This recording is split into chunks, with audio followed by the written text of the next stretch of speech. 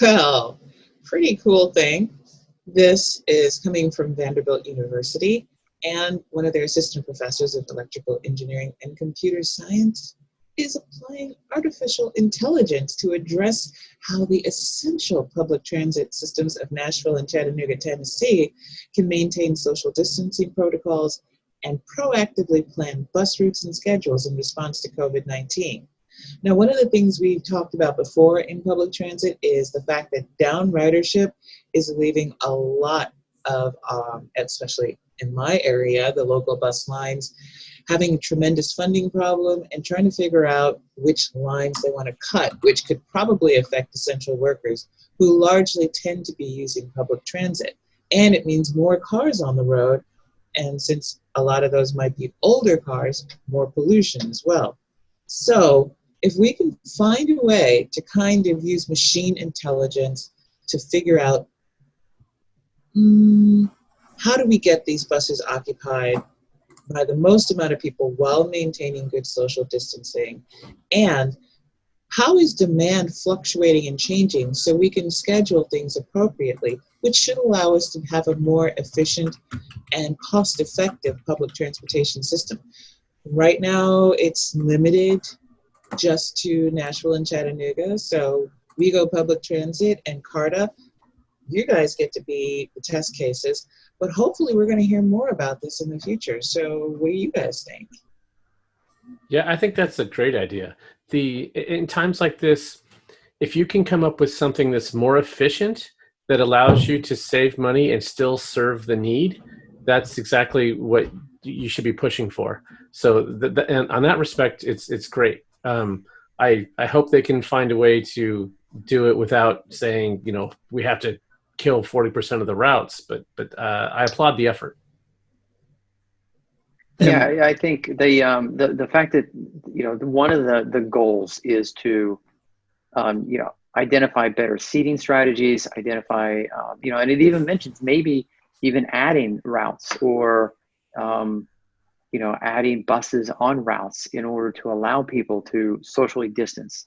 So if you can't fit the people, if the ridership has to go down 50% because of distancing, then you can add another bus. And because of the machine learning, the artificial intelligence, you have the analytics to prove why this is advantageous, instead of just somebody kind of licking their finger and put it up in the air and saying, let's try this.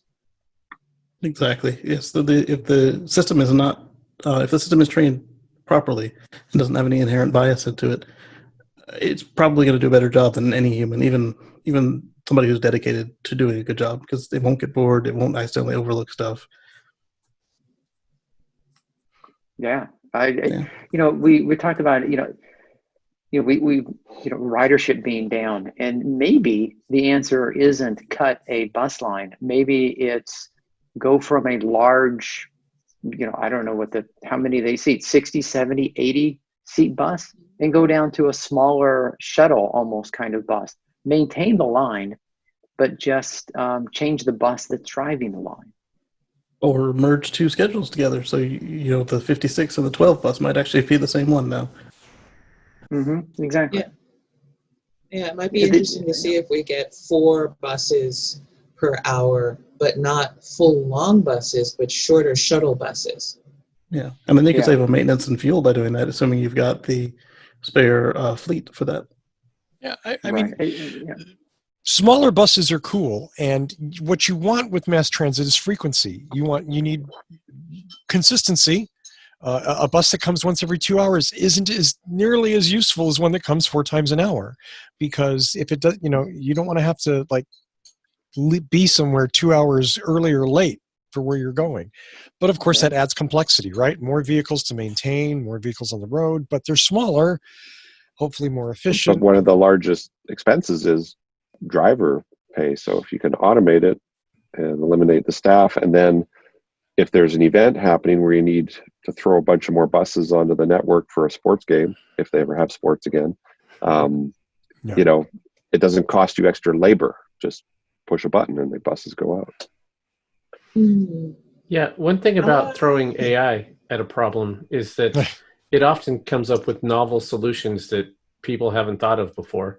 And they saw that with AlphaGo, and they would make a move, like put a piece in the corner that was nowhere near the other action, and they were like, why would it do that? And then 20 moves later, that was a clutch move. So when they do throw this out there, maybe it'll come up with some idea that just would not be intuitive to us at all. And then when they see the results, we're like, oh, wow, that does really help. Kind of like when IBM's Watson was playing chef, and it came up with some really novel combinations. So people were like, pickles and ice cream, what is this? And then everyone's like, oh, this is actually pretty good. Yeah. You're right. I mean, it's creativity, and you don't associate creativity with machine learning. But one of the things that drives me crazy, and I see this in my workplace, and I've talked to enough people and had enough interactions with people to know that this is relatively common, that if somebody sees a hurdle, an obstacle in their way, they're more prone to just throw the whole thing away than to try to come up with a creative solution. They lose sight of the end goal, and they just decide that, well, this is a little bumpy and this is a little hard. We're just going to abandon the entire thing. But with machine learning, we give it the end goal, and it finds the solution to get us there, instead of saying it's not worth the trouble, just give up.